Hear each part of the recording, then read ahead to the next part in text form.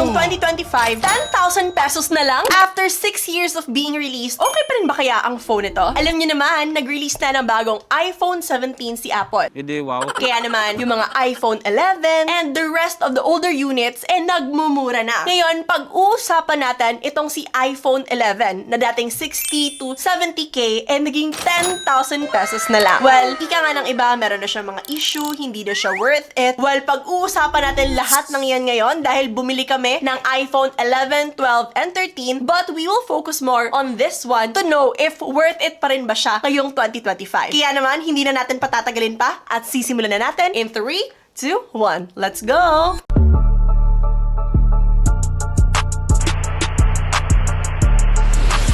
By the way, this video is sponsored by Ugreen MagFlow series, offering the fastest wireless charging right now. With its Qi 2.2 certified, it can charge your devices wirelessly up to 25 watts. Now, para sa mga always on the go, you have the 10,000 mAh magnetic wireless power bank that also has a built-in Type-C cord here na can charge up to 30 watts. Napakabilis at napaka-versatile, right? Now, if you're at home naman and you want aesthetic but functional at the same time, you have their 2-in-1 magnetic wireless charger that can charge both your iPhone and your AirPods at the same time. Now, who doesn't want the fastest wireless charging, right? Kaya naman, mas maganda talagang kunin nyo sila ngayon dahil nagsisale sila. With its original SRP na 2,700, while this one is 2,500, ngayon makukuha mo na lang siya ng 1,900 plus, while this one is 2,100 plus na lang, guys. So, what are you waiting for? This or such a big save? Now, let's go back to the video. Hi guys, I'm Tin and this is JTin TV. So, etong iPhone 11 nga pala na to is pinabili namin sa kuya ni JP sa Green Hills. Dito namin siya nabili sa Irene's Gadget, Cellphone and Accessories. It comes with a box, yung kanyang phone case, and meron din siyang freebies na charging cord and charging adapter. Well, hindi ko talaga mare-recommend to guys kasi nga, hindi ako sure sa brand, so I don't wanna put my phone to risk. So, mas okay na lang sa amin na gamitin yung mga trusted talaga namin na brands like Ugreen. But thank you so much Irene's Gadget kasi ang dami niyong freebies. But so much for that, guys. Balik tayo dito kay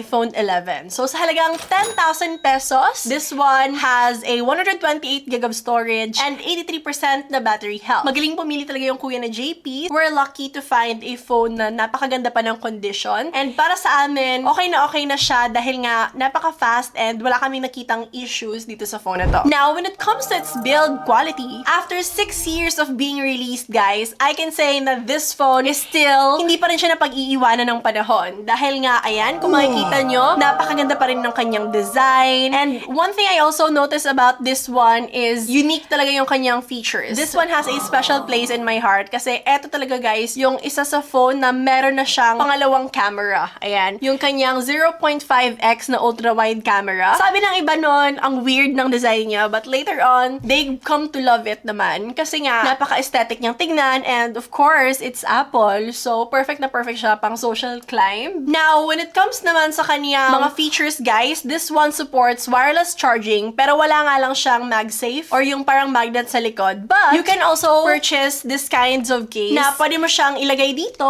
Ayan. And it can act as a MagSafe charger na. So, for example, dito sa Ugreen ko na 2-in-1 wireless charger, ayan. So, pwede mo na siyang magamit. Now, if you're lucky like me na nakahanap ka ng iPhone na hindi nabuksan and talagang okay na okay yung condition, this one has an IP68 dust and water resistant. But one thing na hindi ko gusto about this is lightning port pa rin siya, which is napaka-hassle, di ba? Kasi ngayon, puro Type-C chargers na yung ginagamit natin. So this one, you really need to buy a separate cable para lang ma-charge mo yung phone na to. But take my advice and buy some MagSafe na lang, guys, para sabay pa rin siya sa iba nyong devices if meron na kayo yung mga latest na mga Apple na gadget. Now, unlike sa mga phones ngayon with this price range, yung iba ay plastic back and plastic frame pa rin, pero this one, it's a good steal kasi meron na siyang glass back and aluminum frame, which is mas premium talaga and materials pa lang, hindi ka na malulugi. So, for its price, I can say na the build quality of this one is still one of the greatest buys. Overall, for its build quality, even after 6 years, guys, I can still say na iPhone 11 is still solid, napakaganda pa rin, napakatibay, Wi-Fi, and it still has its Apple logo. So, perfect na perfect pa rin siya pang flex sa mga kaibigan mo. Dahil yun naman talaga, di ba? Most of people, binibili naman talaga yung iPhone for status symbol. Now, para naman sa display ng phone na to, eto pala ay meron ng 6.1-inch Liquid Retina IPS LCD display with 60Hz pagdating sa kanyang refresh rate. Now, at this price point, I can say na if you're into higher refresh rate and mas contrasty talaga ng mga display, I think this one's not for you. But if you're like me, nas mahilig lang sa mga casual scrolling, yung panonood ng video, I think maganda na itong si iPhone 11. After all, this one still has the flagship feel. Because back in the day, guys, this is a third generation to have this notch type of display. And kapag ka nakakita ka ng mga phones noon na may notch display, masasabi mo talagang ang yaman nila.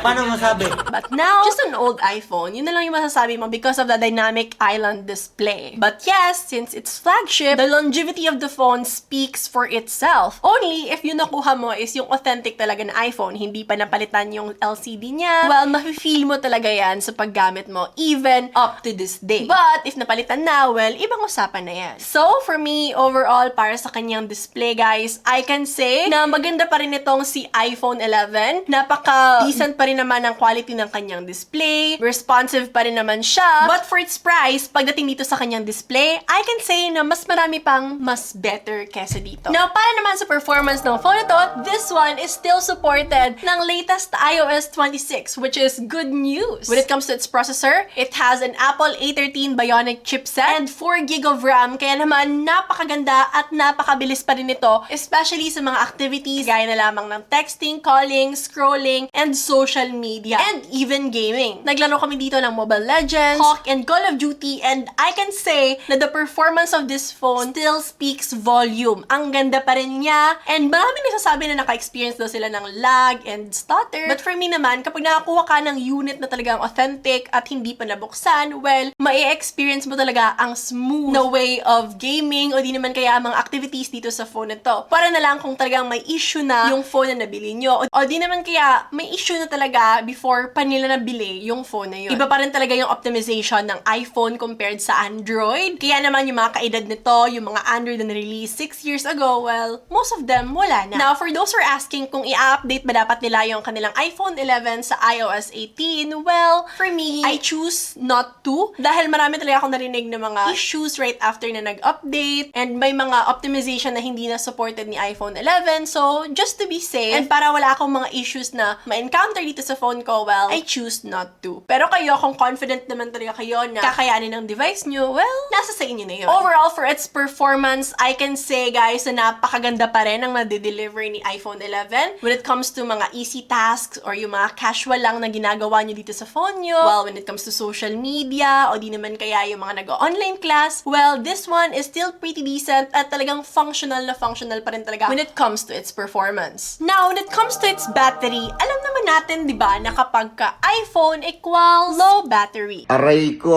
Or madaling maloba. Or palaging nakasaksak. Unlike yung mga newest release na mga iPhone ngayon na mas malaki ng battery, this one only has 3,110 mAh. Nabawasan pa yan kasi nga 83% na lang yung battery health, di ba? So, hindi mo na talaga magagamit yung usual time usage na nagagamit mo the first time na nakuha mo tong phone na to. Thankfully naman, guys, based sa experience ko, nagagamit ko pa naman siya ng mas matagal-tagal, ilang oras pa naman bago malobat. Yun nga lang, prepare ka lang talaga ng mga power bank, ayun, para mas magamit mo siya throughout the day. Now, maraming mga nagsasabi na kapag ka-in-update daw nila sa iOS 18 yung kanilang iPhone 11, eh mas madali daw na-drain yung kanilang battery. Yan talaga yung isa sa mga gusto kong iwasan, since so far, okay pa naman siya. Now, if you're lucky enough, kaya nga mas gusto ko na 83% yung battery health, eh okay na ako doon, compared sa 100% na battery health, kasi duda ko talaga na yung iba dyan, ni-refurbish na, o di naman kaya boosted na yung battery. Kaya mas inaccurate talaga yung time na nagagamit mo yung phone mo. Biglang nagja-jump na lang from 80%, biglang naging 30% na lang, so hindi mo talaga gaanong ma-enjoy yung experience mo kapag ka ganun yung nangyari sa inyong battery. This is why it's very important also to have the right kind of accessories na gagamitin nyo kapag ka nag-charge kayo. So overall, battery is not really their forte. So yun lang yung isa talaga sa mga masasabi kong naging number one issue ni iPhone. Carefully naman ngayon, when you work on naman na nila yon. But for this price range, I can say na napakaganda na ng experience na nabibigay niya. And nagagamit ko naman siya within within the reasonable amount of time. But kung gusto mo matagal malobat and fast charging, well, I don't think marirecommend ko itong si iPhone 11. Unless na lang kung afford mo namang ipa-battery replace siya sa mga legit talaga na iPhone stores, well, that's within your choice. Bakit nga ba marami pa rin ang gustong bumili ng iPhone 11 even after 6 years of being released? Of course, because of its camera. Ano pa nga ba? Well, it has 12 megapixels in all of its lens, mapa main camera man yan or selfie camera. But kung i-convert mo siya sa Android phone, para na rin siyang 50 megapixels. Kaya naman, never pa ako nakita ng Android phone na makakakompete sa ganda ng camera pagdating sa ganitong price range. Idagdag mo pa na napakaganda rin ng video quality na makukuha mo with this phone. With its 4K at 60 FPS na video resolution, talagang para sa mga influencers or gustong maging influencers, napakaganda na ng phone na to. Kadalasan naman sa mga nakikita natin, di ba, ng mga vloggers or content creators, iPhone talaga ang gamit. Kaya naman, kung ikaw ay isa sa mga aspiring content creators, well, definitely, kapag ito ang binili mo, mag-ROI talaga yung nagastos mo. Kaya naman, pag ito yung naging starting mo, well, mabilis lang yung ROI kapag ka iPhone 11 yung ginamit mo. Mura lang kasi siya, di ba? At the same time, napakaganda ng quality na nabibigay niya. As you can see, when it comes to its photo quality, napakaganda, napaka-crisp, and very sharp pa rin ang nabibigay niya, guys. Especially when you're in a good lighting, mapa-object or tao man yan, napakaganda talaga ng results, which is no question naman talaga pagdating kay iPhone. Now, the main highlight of this during its time is yung kanyang 0.5 na ultra-wide camera. Kaya sa mga katulad ko na mahilig talaga sa 0.5 na selfie o di naman kaya group free, well, gamit na gamit talaga to. Now, the icing on the cake talaga, guys, is of course yung kanyang video quality. Ito talaga ang isa sa mahirap talunin when it comes to iPhone 11. Maaaring may mag-compete na Android when it comes to photos, pero hindi talaga natatalo yung kanyang video quality. Bihirang-bihira talaga sa mga ibang phones na ganitong price range ang magkaroon ng 4K at 60 FPS. Plus, with optical image stabilization, napaka-stabilize na ng inyong videos even if medyo magalaw yung kumukuha nun. Kaya naman, kahit medyo matanda na tong iPhone na to, hinahanap-hanap pa rin siya ng masa kasi nga, mura na at the same time, it delivers a good video and image quality. Kaya naman, kung camera talaga ang main target nyo, hindi kayo masyadong nag-gaming or okay lang sa inyo na medyo madaling malobat, well, I can say na iPhone 11 is still worth to buy. Most of the things na nasabi ko kanina is all about the advantages or the pros na meron si iPhone 11. Now, let's go to the cons or ano nga ba yung mga i-expect nyo about this phone. Number 1 is yung kanyang battery. Well, guys, isa talaga ito sa main issue na tinitingnan ko kapag bumibili ako ng mga second-hand units ng iPhone. Dahil eto nga ay nabili ko with 83% battery health. Merong iba dyan na makakakuha kayo na may 100% na battery health. Well, all I can say is magduda na kayo. Dahil either boosted na yan or napalitan na yan ng mga parts or battery na baka hindi legitimate. Kaya naman, mas okay talaga sa akin na nabawasan na yung kanyang battery health. Around 80+%. But lower than that, well, hindi ko rin yan marirecommend dahil mas mababa na and mas hindi nyo na siya ma-enjoy kapag ginamit nyo yun. Pangalawa is yung kanyang mga parts. Kapag namimili kayo ng iPhone, guys, dito sa may settings, mag-notify naman yan sa inyo or magwa-warning kapag may mga unknown parts, which means pinalitan either yung inyong display, camera, or battery. Kaya naman, make sure na kapag chinek nyo or kapag bibili kayo, is talagang makita nyo walang mga warning signs o di naman kaya replace yung inyong mga iPhone dahil magiging delikado talaga yan or makaka-apekto yan sa experience nyo with this one. Now, lastly, isa talaga sa mga cons nito, guys, is 4G pa rin si iPhone 11. Kaya naman, limited talaga yung inyong experience, especially if nasa cities kayo or lugar na may 5G. Mas mahina yung connection nyo at dito papasok si iPhone 12 and 13 na pag-uusapan natin sa next video. Overall, para sa mga nagtatanong, sulit nga ba bilhin si iPhone 11 ngayong 2025? Well, it depends. Dahil kagaya ng mga nabanggit ko kanina, kung maganda ang quality, at the same time, nabili mo lang siya sa halagang 10,000 pesos, all I can say is sulit pa rin siya. But, if nabili mo siya sa mas mataas na halaga, or yung condition niya hindi masyadong maganda, well, I think you really need to think twice dahil hindi na yon sulit. Always remember lang to check the unit, at the same time, check the price, and of course, huwag magpaniwala sa mga sellers kasi at the end of the day, yung iba sa kanila, para may mabenta lang. Ito, walang pilitan to. Nasa sa inyo lang yun. Ba't ko kayo pipilitin kung ayaw nyo? Gagawin talaga nila lahat ng sales to. But, magdedepende pa rin sa inyo at sa pagkilatis nyo kung paano makuha yung sulit na iPhone 11 ngayong 2025. Dahil sa lahat ng functions na nabanggit ko, gamit na gamit at talagang magiging practical pa rin ang pagbili sa phone ito ngayong taon. Take this video as a way for you to know the worth of every penny you spend. Kung worth it pa nga ba, o di naman kaya baka mas better na mag-upgrade ka na lang at mag-save up para makabili ng mas latest na mga units ni iPhone. So that's it. I'm Christine and this is JTeen TV. Thank you for watching and God bless. Bye!